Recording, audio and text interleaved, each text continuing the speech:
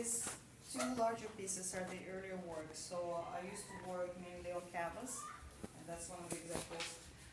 Starting with the dark background, usually black gesso, and going up. So I will build up the light, never going darker, but always lighter. Using the technique called dry brush, when the oil paint is basically not diluted with either oil or any solvents or turpentine or anything. It's basically straight from the tube. Let's move over further here where the light's better and we can get closer to the painting. Yeah. We can get closer and hear you better. So, and I used kind of flat, very soft brushes. You have to be really careful how much of the paint you have in the brush, because you're basically just caressing with the canvas and it picks up the texture of the canvas. That's why you see this pixelation. Okay. And people sometimes ask, oh, do you airbrush? No, it's not airbrush, it's all handmade, but the texture you see, it's basically the texture of the canvas. So normally where the lighter parts will be less visible because there are more layers, because I'm going from dark to light. In this particular piece though, the background is different. It's washes, multiple washes of oil in different proportion with oil and turpentine. I mean oil paint with oil and turpentine. So as it becomes more viscose or less, more liquid or less liquid, it kind of drips differently. Because the paint, when it's thicker, so it goes slowly, it kind of drips sometimes if the previous layer is wet, and so create that effect. So you see different colors, those are different layers, and maybe here revealing what was underneath, and then was like that the yellow probably was sepia, was something, was subsequent layer. So just to create that effect.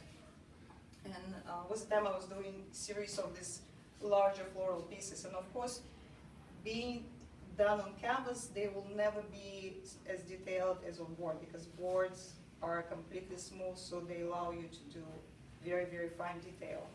So they are more of a, in my opinion, have more contemporary feel to them, maybe less tight, a little bit looser, but I think they can really gain a lot in being kind of like modern house, big walls, when you can. I like actually that the space is here because you have enough distance to see it. Yeah, it needs a little bit of air from distance. So we have oil on canvas that starts with the dark and comes to the light. Yes, first, using with dry different brush. washes, all dry brush. No, washes is liquid, but to get the effect when it's smaller and then drips, I control the viscosity of the wash. And that's done first before you paint the flowers? Before, yeah. I do the background, and then it kind of tells me also how I wanna pursue with the flower in this case, because kind of, again, happy accidents, you see what you can, and in this case it's, I don't know, this image kind of, in my mind, translated really well to the background. It's beautiful. When you say black gesso, do you mean you painted gesso black, or you buy the stuff black? Well, you can buy it, or Okay. you can make it. I in LA used to be big art store, and they had their own brand, Pearl Black Gesso was very good. That's the one I used. They bankrupt now, closed no more. But at the time, yeah, I was using. So it's basically gesso with the black pigment in it, and it's because normally classical painting, and I was trained classically back in Russia, kind of like academical. You start with middle ground, middle tone, and then you go dark and light. So you have your mid-tone and you do the shadows and you do the lights, and then you go this way, like left and right. Instead, in this case, one direction, from dark to light, where the watercolor will be opposite, which I never been good at watercolor, because I think my thing is I cannot reverse it. To go from light to dark, I cannot do it. It's like writing from left to right or right to left. Yeah. It doesn't. I admire watercolors because I just can't. Yeah. It's amazing. It's very, very hard technique. But in my case, dark to light, that's the most logical way for me. It's almost like discovering what's there, you know, like archaeologists. You just, it seems like it's already there. You just discover, take away the dark, and it comes from the dark to light. So Beautiful. if we go to that tulip piece, it's basically the same way. The only difference will be the background with just black background, because in this case, well, not actually not black, but I mean, no drips or anything, just one color, because it's already intricate enough, the flowers, so I didn't want to draw any more attention to the background. But it's the same canvas, black, all black you see, that's actually gesso. That's how it starts, and then lighter, lighter, lighter. You can tell, you see less texture here than maybe in darker spaces because there are more layers, so. Do you draw those tulips on first and everything? Yes, Do you uh-huh. draw them on there first and? Yeah, and I usually have to do, From- have to prepare a very detailed sketch and then transfer it to the canvas, because I cannot with this technique, and in general, I don't like to do, composition-wise at least, I don't like to do any changes, because it's, if I change, the texture of the canvas would gonna change, and it's very unforgiving in that sense. So I'd rather start the piece from scratch again than redo the composition. So I have to spend more time probably prepping work and choosing the subject and sketching all that, than painting itself. That's kind of, for me, the hardest part, And most it's labor intensive. It was the same process with the orchid piece? Mm-hmm, yeah. So do you have a selection of prints that you do, or sketches that you do before you do the final decision? Does You know, that- it's kind of back and forth, and it's not necessarily applies to all the pieces. Sometimes, like for instance, with the Frenzy, that piece, background kind of gave me the idea, and then I researched and I found the image, partially photographing, partially going through the books of orchids, wherever, with the composition that I felt will look good at that background. It will marrying the image to the background. Sometimes it's opposite. I have an image in my head and I prepare already the sketch, and then that's the main, my starting point, and then all the rest, the color scheme and all that comes from that. So there is no really one, Do you keep it? Do you keep those? Sketches? no, not really. They are very, Everybody knows where I'm going with that, don't you? right. But you know what, they're very technical. They're not really something, I'm not capable of doing good sketches, you know, like Primo whatever, because I have to finish them. So what I do, I just basically do the outline. The researcher do outline. So they're not nicely artistic, Right. whatever, because if I start, I have to finish it.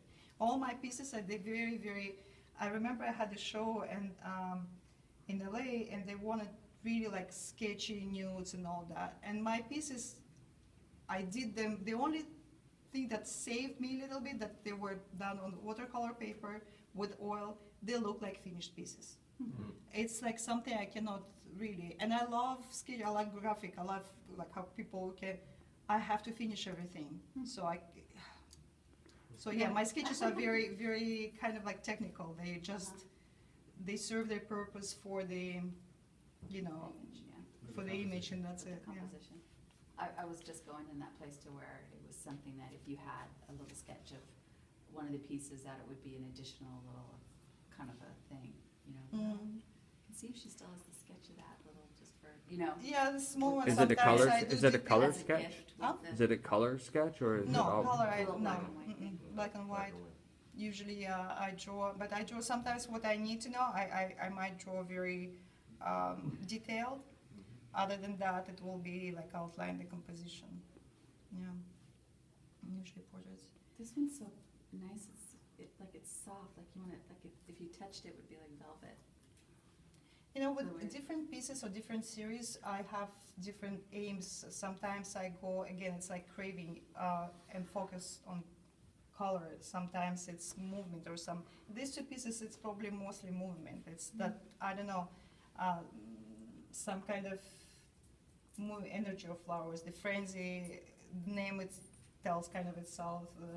this is tulips and, well, the original name was Paula's tulips. Paula was my daughter's name. She was in that age, I don't know, somehow that's my association with her portrait, basically, in flowers. But it's very personal, so I don't, wanna. Yeah, and then I flowers, I usually alternate my figurative work with flowers because I think you have fresher kind of outlook on your work when you change subject matter. I would say not necessarily rest on flowers, but maybe changing. You kind of rest from one to another. That they change. Otherwise, I don't want to get burned out and say like, oh, I don't want to do figures or florals. So by changing constantly, it's like, oh, I miss flowers, and I start doing a couple series of flowers, and then go back to figurative work. Because figurative work usually takes much longer, and it can be very draining. So that's why I switch. And through the years, I also somehow, I don't know why, it wasn't intentional, but I got smaller and smoother surfaces. I just kind of, for some reason, gravitate more to smooth surface. So I found supplier for gesso boards and clay boards. In this case, this piece done on clay board, which is, I think probably it's the smoothest surface you can get. Because even gesso board has a little bit of tooth to it. This is completely, this is almost like ceramic. When it's white, virgin, it looks and feels like a unpainted, unsealed ceramic, There is, it's porous, but it's very fine. So it welcomes all different media. Oil is a little bit tricky on that because it's like painting on glass, basically. It doesn't have any to it. But since I like working now in combination with Indian ink and oil, so I start with clay board.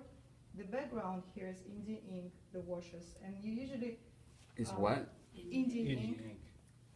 It's almost like a dye. It's very liquid. You put few drops in the water, depending how what color you want or how the consistency and all that. But usually it's very liquid. So you work with water. I put multiple layers on board, and then I remove it with steel wool.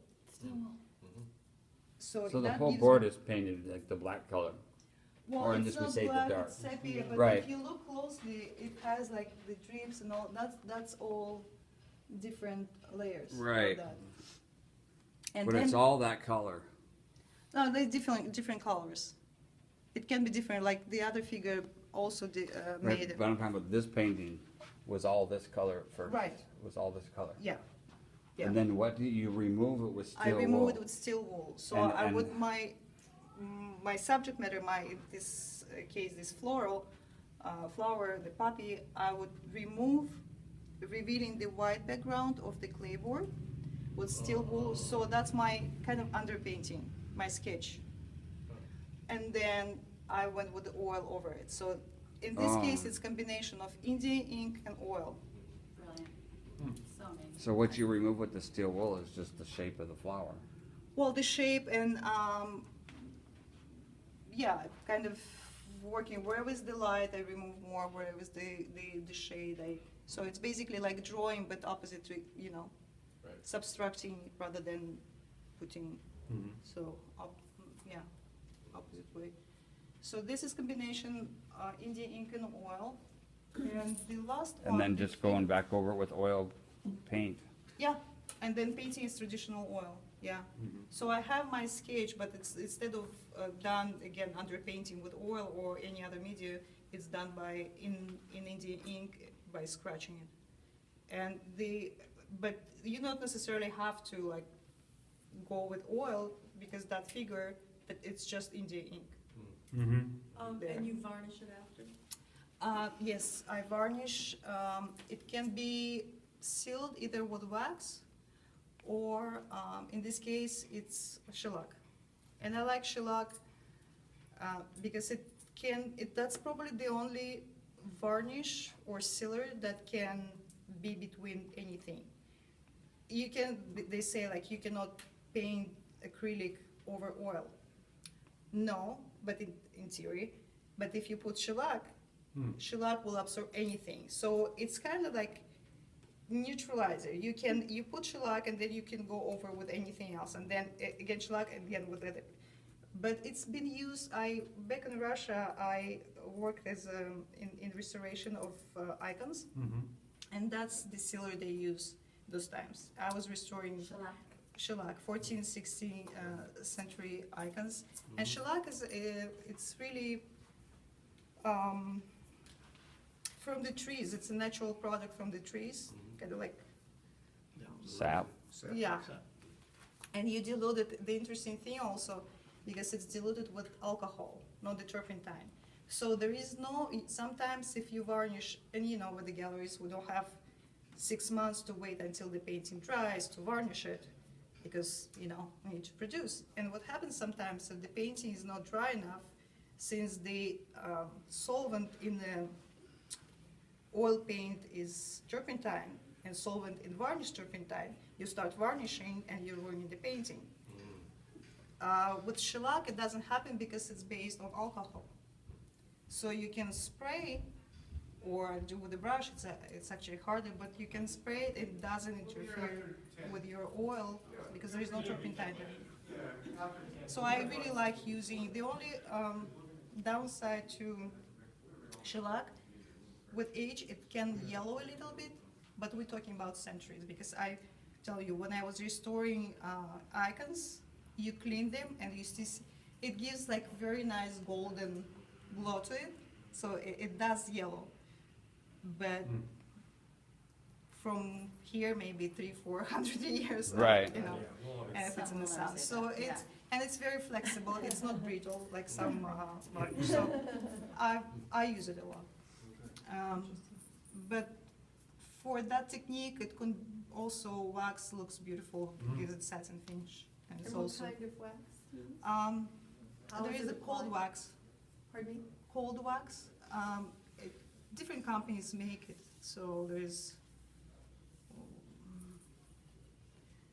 Trying to But we remember don't which have one I any use. pieces that have wax on it at this Hmm? moment. We don't have any pieces that have wax on it at this No, Oh. no. I think.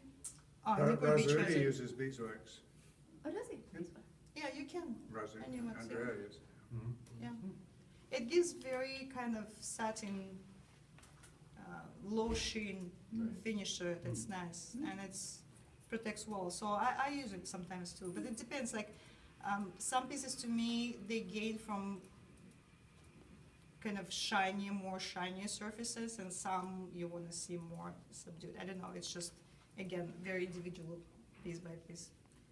I'm deciding what to, you know, how to finish them. But we have. One more over here. Yeah.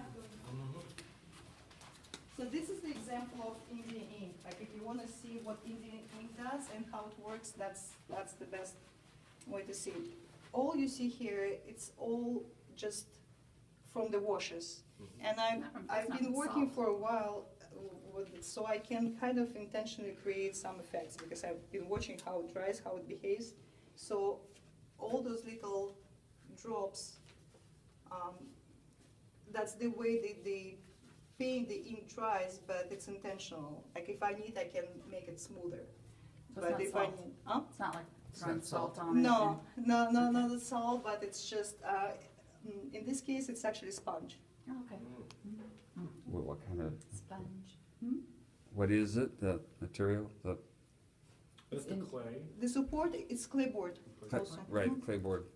Yeah. And then, of course, washes, what and I do you knew need? already where my figure will be and what she'll be doing, so I needed some kind of, because it's like she touching different dimension, and so I needed some mystery here, and that's what I was trying to achieve. And then you see the figure, all the light parts, just basically everything was kind of this color.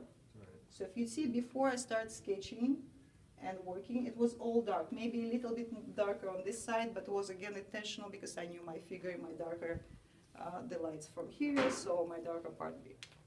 here. So was maybe a little bit of gradient from right to left. But once I sketch, and I usually sketch it with kind of like a white gesso crayon or something that you have to be careful because it's the surface is very fragile. So if I scratch it, it leaves the mark. And so if you look closely, I use the finest. I don't know what number it is, but it's the smooth, the finest they have, steel wool, and still you see a little kind of like a scratches here, and that's how removes the paint, reveals the white background, and you have this. Mhm. And it's ink, not paint, right? Ink This or is paint? all ink. Ink. So it's like scratch board, you're taking away. Same Yes. process, you Same apply it process. and then you Exactly. steel wool Exactly. away. Yeah. Yeah. Well, tell us about the painting itself, this painting, not the how it's done, but tell us about the woman in the painting and the. The What's model, the actually, inspiration? I use her a lot in my paintings. She's a friend of mine. She's a Russian ballerina. And I use her a lot. I like because we did many photo shoots with her for different series that I did. She's very different in all of them. And I think when you know your model, it even without, no, it's not intentional, but you kind of bring that personal knowledge of who the person are, what they feel, to that. But the two pieces that I did for the show were the intentional and completely different color schemes. One is very warm and one is cold. But it's basically kind of my take on nudes, but more than wanted to make a little bit more than that, than just this figurative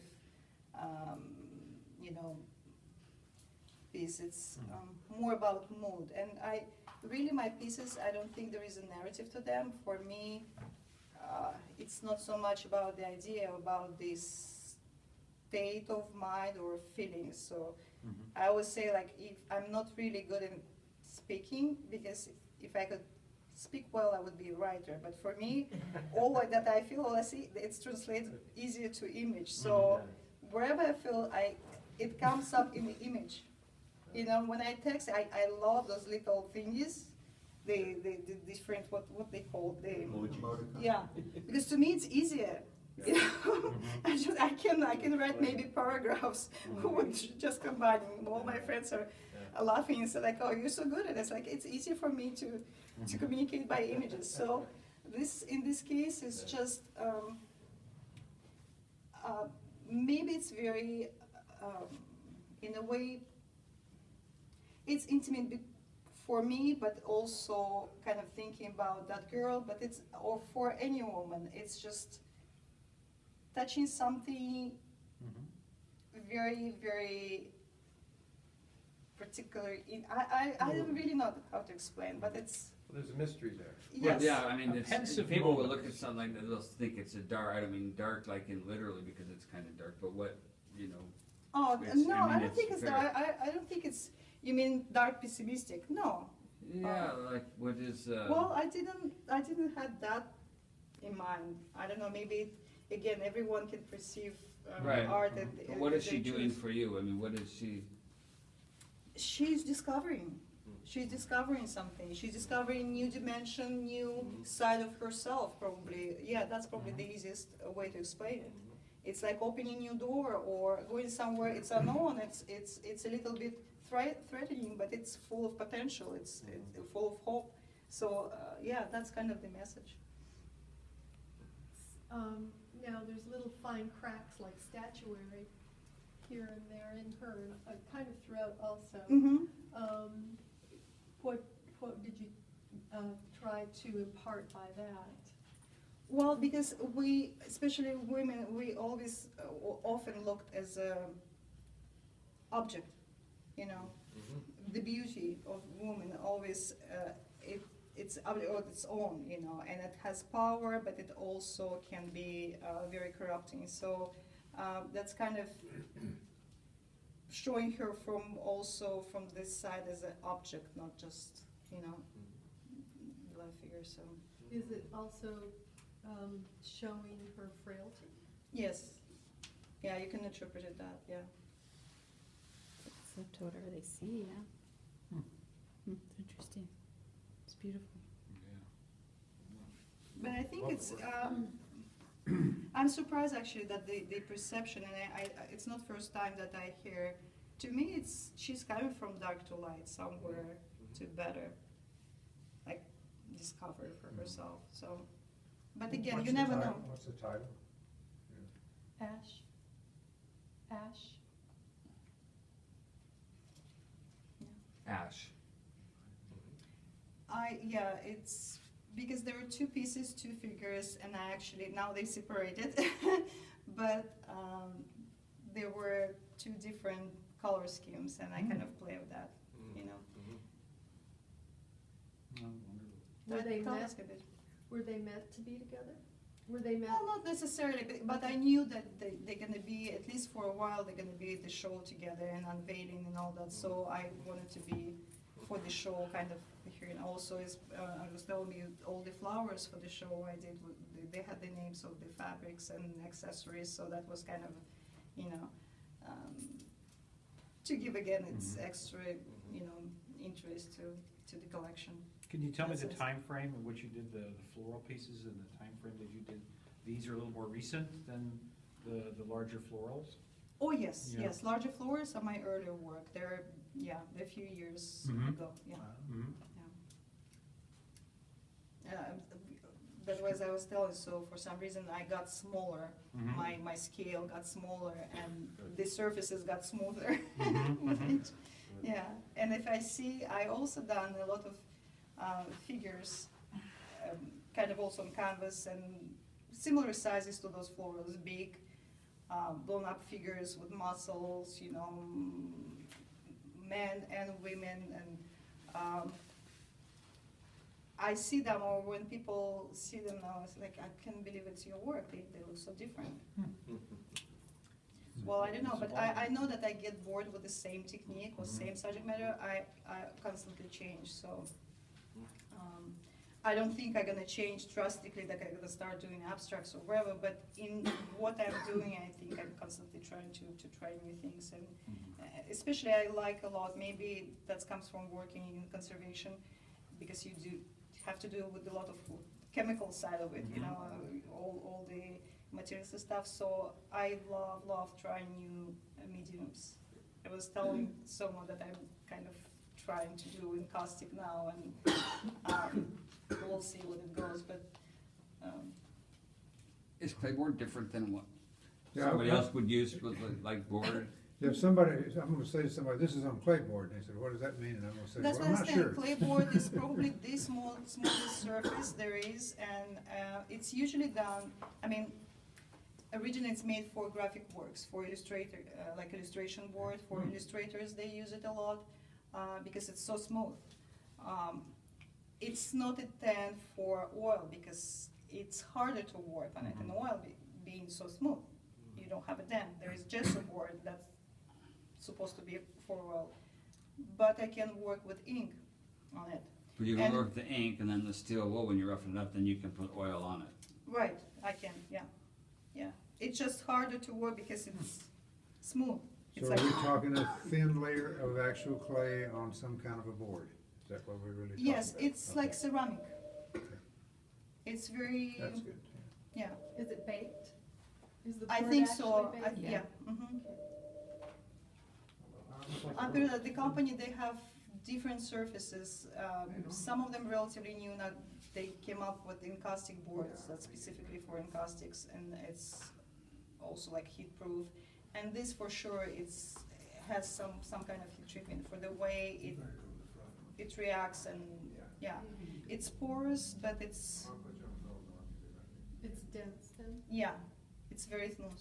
Now, my other question would be, if this fell off the wall, would it break? No, Okay. no, We it's have to still know on these board things. on, it's still on wood, so they basically, I think they spray or somehow they lay out that clay in this case would be like a gesso for canvas or for wood. So instead of being gesso, it's clay. So that's, the primer is different, but it's still the board. Okay. So gesso board will have gesso, and this be like encaustic will be probably made with encaustic gesso, which is a little bit different from regular one, and this is just clay. Yeah, but it's normally used in graphic works and illustration a lot, because it's really good for inks. That's why it kind of, if I want to work with India ink, I kind of have to stick with clay boards, because I tried it on gesso boards, or you cannot remove it. The surface is not this, it's so smooth, but it's like sandy, you can sand it, you know what I Oh, mean? It's neat, like, yeah. yeah. And you use So- still wool to do that? Yeah, Wow. but I mean, if, How do you do how do you do that kind of detail with the still wool? oh, 2 sticks, you know, dental tools, and Uh-huh. I have to wrap around the steel wool around it. Okay, yeah. Yeah, that's the only thing very that's really interesting. hard to do, like fine detail. It's amazing, amazing. Because of course it has, you know, steel wool, it's like all, Right, the big parts are like easy. fluffy. Yeah, Mhm. because Or when you go start and doing it's the like, fingernails and the stuff like yeah, that. so- because that's what the toothpick actually work well. Or some scratching tools also, but I have to wrap around it, because otherwise it create indentation, which I don't Right. want. Do you have assistants helping you? No. No. Everything's No, done by I hand by couldn't, you. no, I'm bad. I remember years ago, I had to prepare for the show, and I really was pressed for time. So my husband told me, okay, you want me, at least I put black gesso with a roll on your canvases. I mean, it's like painting the wall. Big I had to mistake. redo them all for some reason, and it was, oh my God, it was such a mess. No, We know what you're like now. yeah, I'm really, when it comes to work, I know OCD. my daughter, yeah, Yeah, my husband, they don't even touch. I come in the kitchen wherever if they eat, and they, by face they know if the painting goes well or not, because if it's not, I know that, I try to improve, but it's one thing, I'm not good at it, yeah. do you do all your own framing? I mean, do you pick out every frame that goes on everything? I do, yeah, Yeah, yeah. you have the hand in the whole process. Yeah, but lately working with the boards, I kind of choose this, and I like it. So now it's easy because the framer knows this frame. I just call it, like, you know, order for 3 paintings, for 4 paintings. Before, when I used to work on canvas, besides the museum wrap, because bigger sizes usually, and the gallery I work with in LA, they like that look of museum wrap with no frame. But the other more traditional pieces, I would choose the frame myself, yeah. How long did you go to art school? Well, I guess as an adult or. yes, back in Russia, I had to go 2 years kind of for prep, you know, still at school, still in high school, would be equivalent of high school, because that would give me better chance to get in, because it was, in my year, was 5 people for 1. So in every 6, 1 will get in, 5 didn't, because you have the entrance exam when you have to draw and paint. But these 2 years, they were very beneficial, because I knew all my teachers. They were teaching the prep class, but they were teachers, and I knew the entry exam were still life. And I knew all the pots and the apples and all of them. I didn't make it time, so it gave me advantage. But I had to go for 2 years, and then I got from the first year in, and it was altogether 5 years, because I did 4 years. My major was stage design, but I also did with Pushkin Museum this course of restoration and conservation of, in my case, was icons, because I always liked that period. And yeah, so all together. And then I worked in theater a little bit. And who?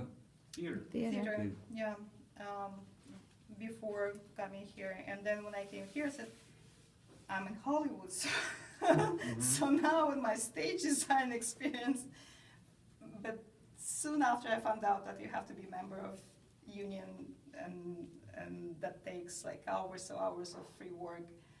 before you can get in.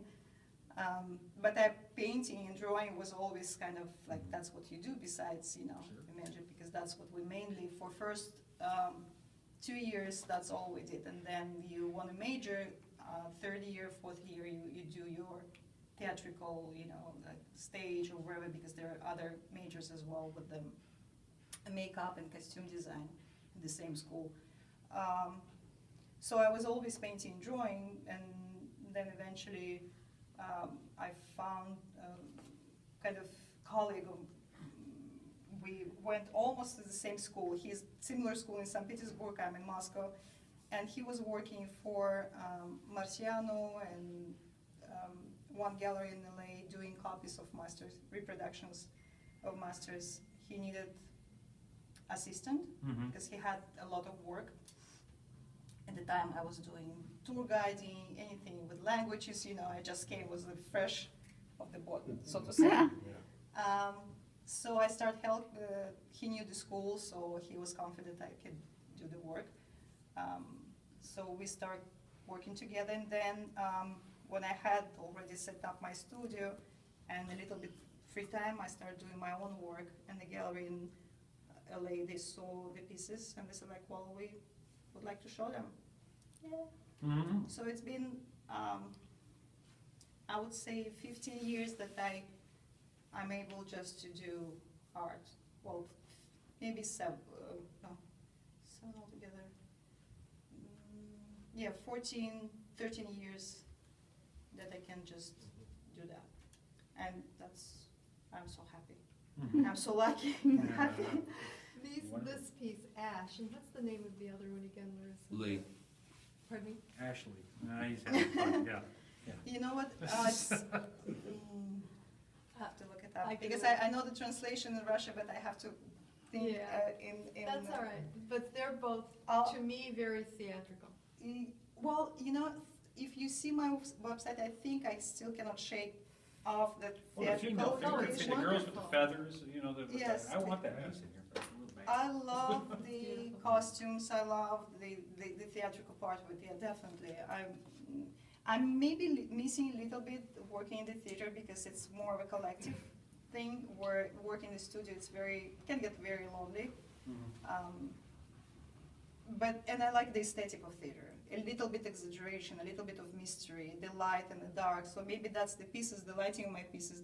They like you would light in a stage something. I still, because that was my job to create the stage, and you know, and I always my approach was to create the painting, that moving painting that, you know, changes through the show, but you look at it as a painting. So when I paint, it's kind of, I think opposite from the stage. Like, okay, you look in the painting like it would be the stage, but it's frozen stage. So they combine each other, that, you know, the experiences, being a painter or being a stage design.